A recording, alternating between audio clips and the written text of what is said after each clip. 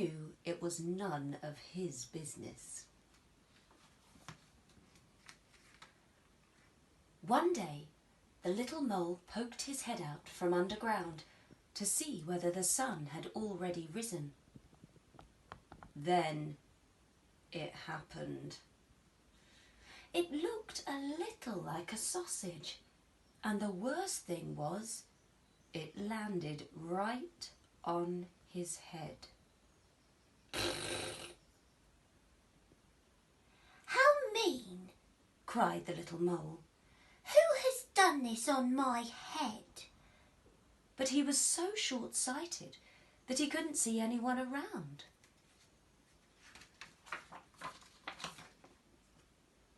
"Did you do this on my head?" he asked the dove, who was flying past. "Me? No, how could I?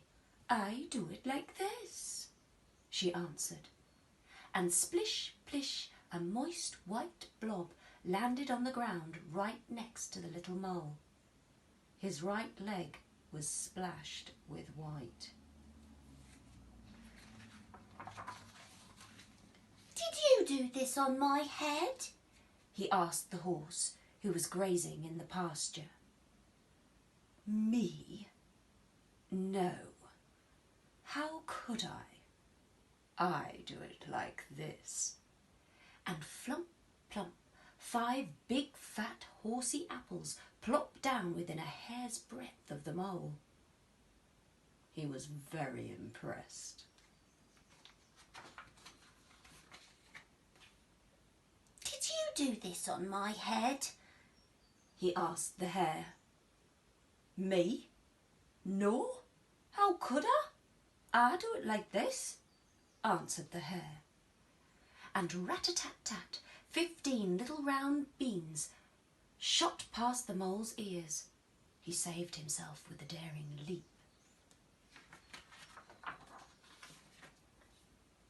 "Did you do this on my head?" he asked the goat, who had been dreaming a little. "Me? No. How could I? I do it like this," she replied. And plippity-plop, a pile of toffee-coloured little balls tumbled onto the grass.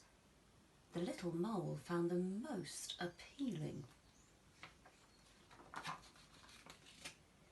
"Did you do this on my head?" he asked the cow, who was chewing the cud. "Me? No. How could I?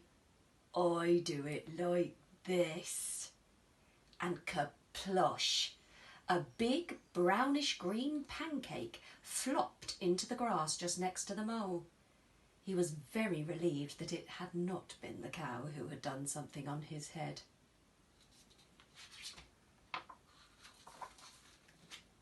"Did you do this on my head?"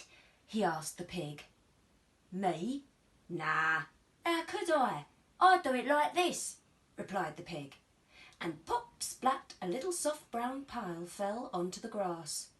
The mole held his nose.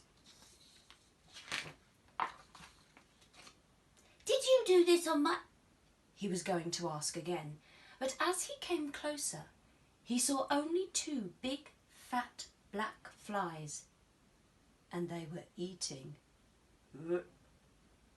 "At last, someone who will be able to help me," thought the mole. "Who did this on my head?" he asked excitedly. "Keep nice and still," buzzed the flies. There was a short pause, and then, "It's clear to us that it was a dog." Look at them sat on his head. Finally, the little mole knew who had done the business on his head. Basil, the butcher's dog.